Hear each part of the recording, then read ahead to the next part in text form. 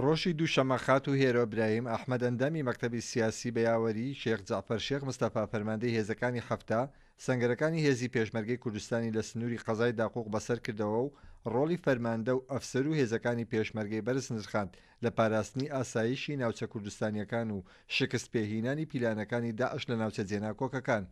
دیارە هێرۆخان ئەمە یەکەم جاری نییە بڵی سەردانی پێشمەرگە بکە. هێرۆخان لە شاخیش لە زروفی سەختە لە هەفتاکان لەگەڵ هێزەکانی پێشمەرگە بووە. خۆی پێشمەرگەیەک بووە لە سەنگەرە ڕەنگە کۆمەڵێک ئێستاکە شتی لا هەبێ کە بۆ مێژوو زۆر زەرورە و ئەوە چەند میجارێتی بێ سەردانی لە جەبەکان و سنگەرەکانی پێشمەرگە بکە کەوتی شەڕی داعش بووە هێزەکانی پێشمەرگە بەسەر کاتەوە. دیارە سەردانی هێرۆخان بۆ سەر سنگەرەکانی پێشمەرگە ئەهمیەتی خۆی هەیە و ورەیەکی ترە بەخشە بە هێزەکانی پێشمەرگە. هێزەکانی پێشمەرگە کە تۆ ئێستا بیبینی لە سنگەرەکانە هەر لەوە ورەی پۆڵاینی پێشمەرگە توانی تەقیمکەی بیبینی. هێزەکانی پێشمەرگە لەو پەڕی ورە بەرزیان لە سەرکەوتنان و لەخۆ ئامادەکردنان بۆ ئەوەی کە بتوانن بە تەواوی داعش لە ناوبەرن کە ئێمەی سێتوانین بڵین مەترسیمان دوورخستەوە بۆ ئەوەی کە مەترسی تەواوی نێڵن و خەڵک مەنتەقەکە ئازادکەن و خەڵکەکە بە هێمنی بگەڕێتەوە سەر جێگا و ڕێگای خۆیان. فەرماندە ئەفسەرانی باڵای هێزی پێشمەرگە لە باشووری کەرکووک ستایشی ئەو سەردانەی خات و هێرۆ ئیبراهیم ئەحمەدیان کرد و سەردانەکەشیان بە هەوڵێکی خەمخۆرانە بۆ هێزی پێشمەرگە وەسف کرد. ئەو سەردانەی دادەهێرە و کاکە باوێڵ ئەهمیەتی خۆی هەیە، جارێککە گوڕوتین دەداتەوە بەر پێشمەرگامی شاورەی بەرزە، بەڵام سەردان گرنگی خۆی هەیە.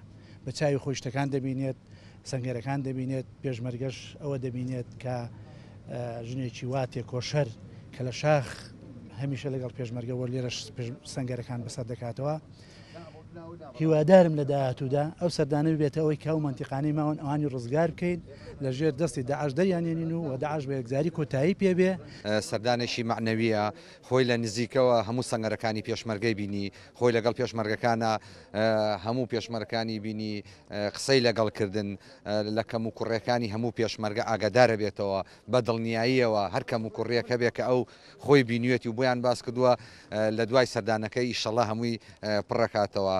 جێی شانازیە جێ فەخرا کە خۆی هاتووە سێدانی جەبهەکانەکە شوێنەکانی پێشمەرگەیە بینێ ڕێبایە بە ڕێبایەت چووە. ئەمە لە ڕووی معنەوێکی گەورەیە بۆ هێزی پێشمەرگە گوڕوتینێکی زیاتری بەخشی بە هێزەکەمان و بەسەرکردنەوە لە هەموو کەم و کوڕیەک و شتەکانی کۆڵیوەتەوە دووبارە بە خێراتنی شەکەین و جێگەی دەستخۆشیە.